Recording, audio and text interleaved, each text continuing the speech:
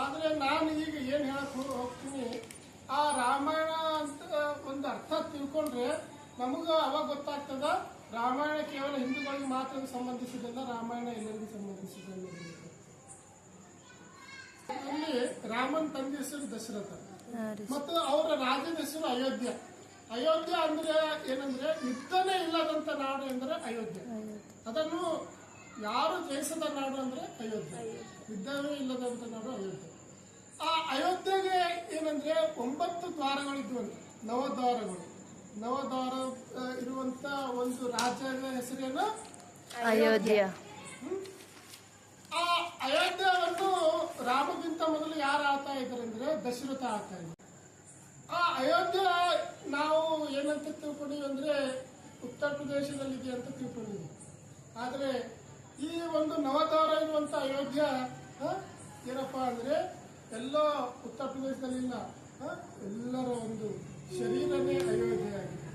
ಎಲ್ಲರ ಶರೀರ ಏನಾಗಿದೆ ಅಯೋಧ್ಯೆ ಆಗಿದೆ. ಅಲ್ಲಿ ಯಾವ ರೀತಿ ಅಯೋಧ್ಯೆಗೆ 9 ದ್ವಾರಗಳಿದ್ವು, ಅದೇ ರೀತಿ ನಮ್ಮ ಶರೀರಗಳಿಗೂ ಏನಿದೆ ಅಂದ್ರೆ 9 ನವದ್ವಾರಗಳಿವೆ.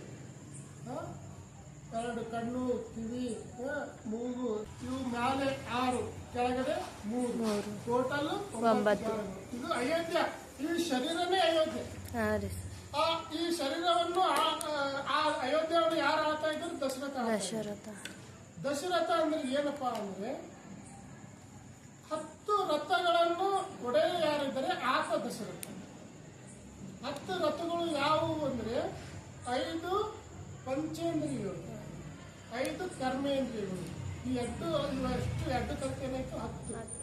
ಈ 10ರ ಯಜಮಾನ ಯಾರಿದ್ದಾರೆ? ದಶರಥ.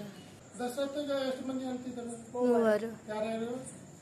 ಕೌಶಲ್ಯ, ಸುಮಿತ್ರ, ಕೈಕೆ. ದಶರಥ ಯಾರ ಮಾತು ಕೇಳ್ತಾನೆ? ಕೈಕೆ ಮಾತು ಕೇಳ್ತಾನೆ. ಇಲ್ಲಿ ದಶರಥ ಅಂದ್ರೆ ನಾವು ಜೀವಾತ್ಮಗಳು. ಏನು ದಶರಥ ಅಂದ್ರೆ ಜೀವಾತ್ಮ. ಇದರಲ್ಲಿ ಕೈಕೆ ಹೆಂಡತಿದಾರಲ್ಲ 3, ಕೌಶಲ್ಯ, ಸುಮಿತ್ರ, ಕೈಕೆ ಇರ್ತಾರಲ್ಲ. ಇವ್ರು 3 ಹೆಂಡತಿಯವರು ಎದ್ರ ಪ್ರತೀಕ ಅಂದ್ರೆ ಸತ್ವಗುಣ ಪ್ರತೀಕ ಕೌಶಲ್ಯ, ರಾಜಸ ಗುಣ ಪ್ರತೀಕ ಯಾರು? ಸುಮಿತ್ರ. ತಾಮಸ ಗುಣ ಪ್ರತೀಕ ಯಾರು? ಕೈಕೆ. ಸತ್ವಗುಣ ಅಂದ್ರೆ ಸತ್ಯ, ನ್ಯಾಯ, ನೀತಿ, ಧರ್ಮ. ಕೈಕೆ ಇದು ರಾಜಸ ಅಂದ್ರೆ ಒಳ್ಳೆಯದನ್ನು ಮಾಡೋದು, ಸ್ವಲ್ಪ ಕೆಟ್ಟದನ್ನು ಮಾಡೋದು. ತಾಮಸ ಗುಣ ಅಂದ್ರೆ ಪೂರ್ತಿ ಕೆಟ್ಟದ್ದು ಮಾಡೋದು. ಇಲ್ಲಿ ನಾವು ಏನ್ ಮಾಡ್ತಾ ಇದೀವಿ, ಯಾವ ರೀತಿ ದಶರಥ ಕೈಕೈ ಮಾತು ಕೇಳಿದ್ರಲ್ಲ, ತಾಮಸ ಗುಣ. ಕೈಕೈ ಅಂದ್ರೆ ಏನು? ತಾಮಸ ಗುಣದ ಮಾತು ಕೇಳಿದ್ರು ಒಂದೇ ಸುಮ್ಮನೆ ಮೂರ್ಛೆ ಓದಿದ್ರು ಒಳ್ಳೆ ಒದ್ದಾಡಿ ಸತ್ತು. ಅದೇ ರೀತಿ ಈ ಜಗತ್ತಿನಲ್ಲೂ ಸಹ ಬಹಳಷ್ಟು ಜನ ಏನ್ ಮಾಡ್ತಾ ಇದಾರೆ ಅಂದ್ರೆ ಕೈಕೆ ಒಂದು ನಮ್ಮ 3 ಹೆಂಡತಿದ್ರು ನಮಗೆ. ಯಾರು? ಸತ್ವ ಅಂದ್ರೆ ಕೌಶಲ್ಯ, ರಾಜಸ, ಸುಮಿತ್ರ, ಕೈಕೈ, ತಾಮಸ. ಎಲ್ಲರಿಗೂ 3 ಹೆಂಡತಿಗಳು ಇರ್ತಾರಲ್ಲ, ನಾವು ಏನ್ ಮಾಡ್ತೀವಿ, ನಮ್ಮ 3ನೇ ಹೆಂಡತಿ ಮಾತು ಕೇಳ್ತೀವಿ. ಯಾರು? ಕೈಕೈ ಯಾರು? ತಾಮಸ ಗುಣ. ತಾಮಸ ಗುಣ ಏನ್ ಹೇಳ್ತದ?